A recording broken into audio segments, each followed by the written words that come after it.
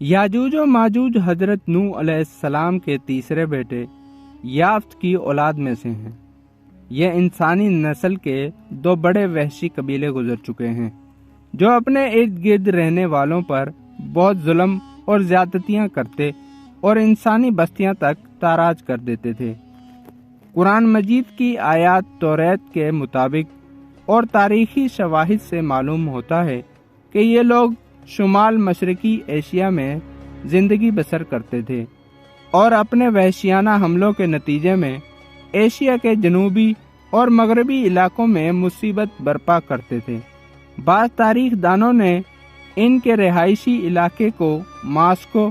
اور توبل سیک کے آس پاس بتلایا ہے، اور بعض کا خیال ہے کہ یاجوج و ماجوج کے شہر تبت اور چین سے بحیرہ منجمد شمالی تک اور مغرب میں ترکستان تک پھیلے ہوئے تھے۔ حضرت ذوالقرنین کے زمانے میں یاجوج و ماجوج کے حملے وبال جان بن گئے تھے۔ ان کی روک تھام کے لیے ذوالقرنین نے پہاڑوں کے مابین اونچی اور مضبوط سد یعنی دیوار تعمیر فرمائی۔ ذوالقرنین اور سد ذوالقرنین کا ذکر قرآن کریم کی سورہ کہف میں موجود ہے۔ جس ذوالقرنین کا قرآن میں ذکر ہے، تاریخی طور پر وہ کون شخص ہے؟ تاریخ کی مشہور شخصیتوں میں یہ داستان کس پر منطبق ہوتی ہے؟ اس سلسلے میں مفسرین کے درمیان اختلاف ہے۔ تاریخ کی کتابوں کے مطالعے کے بعد لوگوں نے ذوالقرنین کی شخصیت اور سد ذوالقرنین سے متعلق مختلف اندازے لگائے ہیں۔ بہت سے قدیم علماء اور مفکر سکندر اعظم کو ہی ذوالقرنین مانتے ہیں، مگر بعض اس کا انکار کر کے یہ دلیل پیش کرتے ہیں کہ ذوالقرنین دراصل حضرت سلیمان علیہ السلام کا خطاب تھا۔ جدید زمانے کے کچھ مفسر و مفکر ذوالقرنین کو قدیم ایرانی بادشاہ سائرس اعظم کا دوسرا نام قرار دیتے ہیں، اور یہ نسبتاً زیادہ قرین قیاس ہے، مگر بہرحال ابھی تک یقین کے ساتھ کسی شخص کو اس کا مصداق نہیں ٹھہرایا جا سکتا۔ ذوالقرنین کی بابت قرآن نے صراحت کی ہے کہ وہ ایسا حکمران تھا جس کو اللہ نے اسباب و وسائل کی فراوانی سے نوازا تھا۔ وہ مشرقی اور مغربی ممالک کو فتح کرتا ہوا ایک ایسے پہاڑی درے پر پہنچا جس کی دوسری طرف یاجوج و ماجوج تھے۔ قرآن کریم کی سورہ کہف میں بحوالہ یاجوج و ماجوج ذوالقرنین کے حالات بیان کرتے ہوئے فرمایا گیا ہے کہ جب وہ اپنی شمالی مہم کے دوران 100 دیواروں کے درمیان پہنچا تو وہاں ایک ایسی قوم ملی جس کی زبان ناقابل فہم تھی۔ تاہم جب ترجمان کے ذریعے گفتگو ہوئی تو انہوں نے عرض کیا کہ یاجوج و ماجوج اس سرزمین پر فساد پھیلاتے ہیں، لہذا تو ہمارے اور ان کے درمیان ایک سد یعنی دیوار تعمیر کر دے۔ چنانچہ پھر یہ تفصیل ہے کس طرح ذوالقرنین نے اس قوم کو یاجوج و ماجوج کی یلغار سے بچانے کے لیے دیوار بنائی، اور جو دیوار بنائی گئی وہ کوئی خیالی اور مانوی نہیں بلکہ حقیقی ہے، جو کہ لوہے اور پگھلے ہوئے تانبے سے بنائی گئی تھی،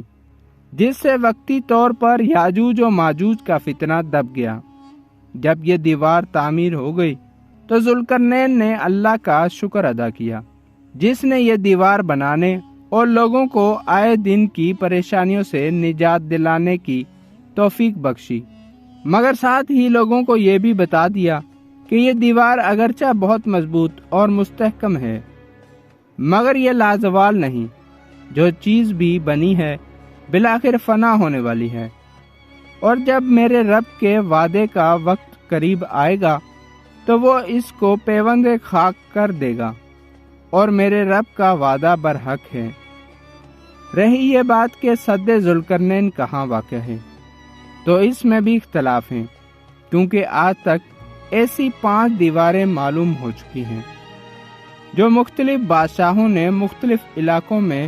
مختلف ادوار میں جنگجو قوموں کے حملے سے بچاؤ کی خاطر بنوائی تھیں۔ ان میں سے سب سے زیادہ مشہور دیوار چین ہے، جس کی لمبائی کا اندازہ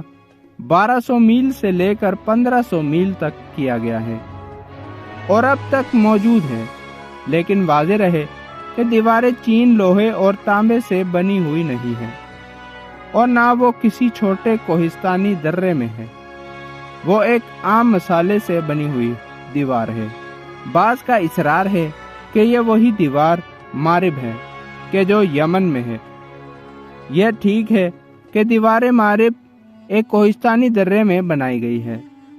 لیکن وہ سیلاب کو روکنے کے لیے اور پانی ذخیرہ کرنے کے مقصد سے بنائی گئی ہے۔ ویسے بھی وہ لوہے اور تانبے سے بنی ہوئی نہیں ہے، بلکہ علماء و محققین کی گواہی کے مطابق سرزمین قفقاز میں دریائے خیزر اور دریائے سیاہ کے درمیان پہاڑوں کا ایک سلسلہ ہے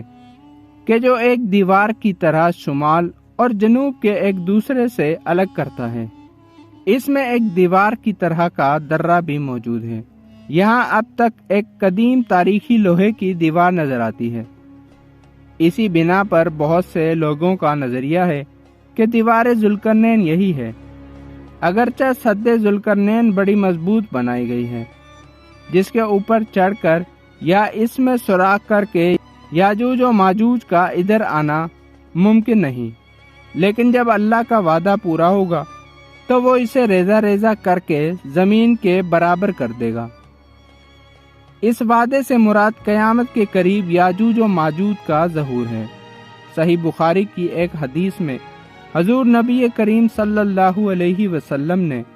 اس دیوار میں تھوڑے سے سوراخ کو فتنے کے قریب ہونے سے تعبیر فرمایا۔ ایک اور حدیث میں آتا ہے کہ یاجوج و ماجوج ہر روز اس دیوار کو کھودتے ہیں اور پھر کل کے لیے چھوڑ دیتے ہیں،